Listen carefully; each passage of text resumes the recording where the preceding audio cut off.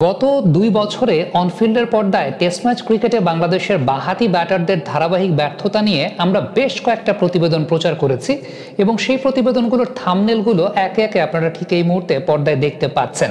একটা খুব কমন বিষয় লক্ষ্য করবেন যে প্রত্যেকটা থাম্বনেলের ক্ষেত্রে একটা বিষয় কমন, সেটা হচ্ছে বাঁহাতি ব্যাটাররা আউট হচ্ছেন ইনকামিং বলে, অর্থাৎ যে বলগুলো ভেতরের দিকে ঢুকছে তাদের শরীর বরাবর, তাদের পা বরাবর আসছে।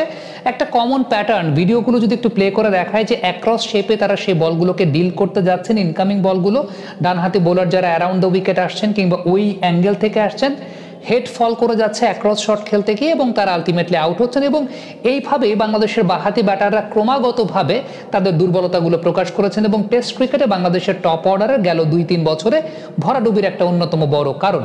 সাদমান ইসলাম অনেকের ক্ষেত্রে যদি বলি যে সাদমানের ক্ষেত্রেও কিন্তু আলটিমেটলি এরকম হেড ফল করে এইভাবে আউট হওয়ার প্রবণতা অ্যাক্রস শেপে খেলতে গিয়ে সেটাও যেমন দেখা গেছে, আবার সেই সঙ্গে লেগ স্টাম্পটাকে সাদমান ইসলাম অনেক বেশি মাত্রা এক্সপোজ করে দিয়ে ওই লেগ সাইড ওরিয়েন্টেড জায়গাটাতেও তিনি উইকেট দিয়ে এসেছেন। সেটাও আমরা পরবর্তী সময় একটা স্টেজে দেখতে পেয়েছি। অর্থাৎ দুইটা বিষয়, একটা ইনকামিং বলগুলোর এগেনস্টে আর একটা ওই লেগ সাইডের বলগুলোর এগেনস্টে। যদিও গেল ৩ বছরে তামিম ইকবালের রিটায়ারমেন্টের পর সাদমান ইসলাম অনেকেই একমাত্র ওপেনার যিনি সেঞ্চুরি করেছেন। সাদমান ইসলাম অনেকেই বেশ কয়েকটা 80+ ইনিংস খেলেছেন, 50 করেছেন। আর ওপেনারদেরকে আমরা আসলে ওই রকম ভাবে কাছাকাছিও যেতে দেখিনি, সাদমানকেই একমাত্র দেখেছিলাম। সাদমান ইসলাম অনেক একটা চমৎকার কালচার তিনি স্থাপন করেছেন। তিনি আলাদা করে ট্রেনিং করার জন্য, ব্যাটিং নিয়ে কাজ করার জন্য চান্ডিকা হাথুরা সিং এর সঙ্গে কাজ করেছেন অস্ট্রেলিয়াতে গিয়ে। এবং এই ব্যাপারটা অবশ্যই প্রশংসনীয় একটা ব্যাপার যে আমাদের প্লেয়াররা নিজেদের উপর ইনভেস্ট করার যে জায়গাটা, সেটা সাদমান অনেকের মাধ্যমে, বা আমরা মুমিনুল ভাইয়ের ব্যাপারেও শুনতে পেয়েছি যে তিনিও গিয়েছিলেন চান্ডিকা হাথুরা সিং এর সঙ্গে কাজ করতে। এটা খুব পজিটিভ একটা ব্যাপার যে প্লেয়াররা নিজেদের উপর ইনভেস্ট করছেন। আয়ারল্যান্ডের সঙ্গে এই ইনিংসটা দেখে বা আয়ারল্যান্ডের সঙ্গে এই সিরিজটা দেখে আসলে কতটুকু হাথুরা সিং এর সঙ্গে কাজ হয়েছে বা কতটুকু স্কিলে আপগ্রেডেশন হয়েছে, এই ব্যাপারটা কিন্তু আমরা আসলে বুঝতে পারবো না। বুঝতে কেন পারবো না?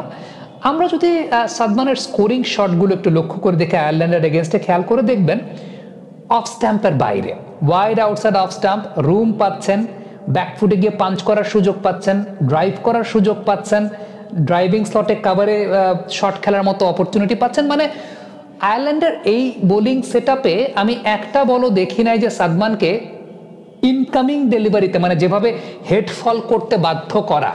বাংলাদেশের বাঁহাতি ব্যাটসম্যানদের তো আমরা একটা কমন প্যাটার্ন দেখেছি, বা একটু আগে আপনাদেরকে ফুটেজে দেখালাম যে কমন প্যাটার্নটা হচ্ছে যে ইনকামিং ডেলিভারিতে আলটিমেটলি হেড ফল করে আউট হয়ে যাওয়ার প্রবণতার জায়গাটা, যেখানেই থ্রেট, বোলিংয়ের থ্রেটটা জেনারেট করা।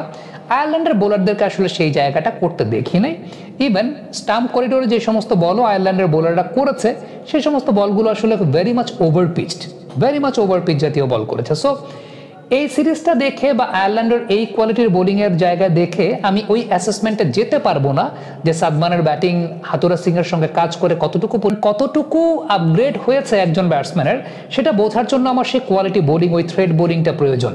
আমার দেখতে হবে যে ওই অ্যারাউন্ড দ্য উইকেট ইনকামিং যে বলগুলো লেন্থের জোনে পড়ে ভেতরের দিকে ঢুকছে, সেটা আসলে কতটুকু তাকে ডিস্টার্ব করতে পারছেন না, যেটা তাকে ডিস্টার্ব করছিল। কিংবা ওই যে লেগ স্টাম্প এক্সপোজ করে দিয়ে আউট হওয়ার যে জায়গাটা, ওই করিডোরে তো আসলে বলটা দেখতে হবে। একদম টু বি ভেরি অনেস্ট, আয়ারল্যান্ডের বোলাররা ওই করিডোরটা ওইভাবে মেনটেন করতে পারেননি, কিংবা তাদের কাছে ওই করিডোরটা আমরা ওই রকমভাবে দেখতে পাইনি, বা তাদের বোলিং ইট ওয়াজ টু পোর। কিন্তু বড় রান করাটা অবশ্যই সবসময় কনফিডেন্সটা দেয়। এবং এই ব্যাপারে আবারও সাধুবাদ জানায় সাদমান ইসলামকে যে চান্ডিকা হাথুরা সিং এর সঙ্গে তিনি আলাদা করে গিয়ে কাজ করেছেন এবং নিজের উপর ইনভেস্ট করতে গেছেন। নিজের উপর ইনভেস্ট করতে যাওয়া, নিজের উপর ইনভেস্ট করা, this is a really good job. এবং প্রোগ্রেসটা এভাবেই হবে। ক্রিকেট নিয়ে যখন ভাববেন, ক্রিকেট নিয়ে চিন্তা করবেন, তার কাজই তো ক্রিকেট খেলা। ক্রিকেট নিয়ে ভাববেন, ক্রিকেট নিয়ে চিন্তা করবেন, নিজের সেলফ আপগ্রেডেশনের জায়গায় কাজ করবেন, অবশ্যই অ্যাপ্রিসিয়েট করার মতো একটা ব্যাপার। কিন্তু আবারও বলি যে টেকনিক্যাল আপগ্রেডেশন হাথুরা সিং এর সঙ্গে কাজ করে কতটুকু হয়েছে, এটা এই সিরিজ দেখে আসলে বলতে পারবো না। I expected Irish bowling attack মানে would be a bit better. আমি এটা এক্সপেক্ট করেছিলাম যে it should have been better than this, যেটা এই মুহূর্তে আছে। সো অ্যাপার্ট ফ্রম দ্যাট, আমার কাছে মনে হয় যে রান করুক, বড় রান করলে যত বেশি ম্যাচ সিচুয়েশনে ক্রিজে থাকবে, তত বেশি আপগ্রেডেশনের জায়গাটা, নিজের আপগ্রেডেশন, সেলফ আপগ্রেডেশন, এটা বেটার হবে। ম্যাচ সিচুয়েশনে নিজের টেকনিক্যাল জায়গাগুলো ফাইন্ড আউট করার নিজের অপরচুনিটি বাড়বে, সেটা আমার কাছে মনে হয় যে একটা পজিটিভ আউটকামের জায়গা। কমেন্ট বক্সে আপনাদের মন্তব্য মতামত জানতে চাই।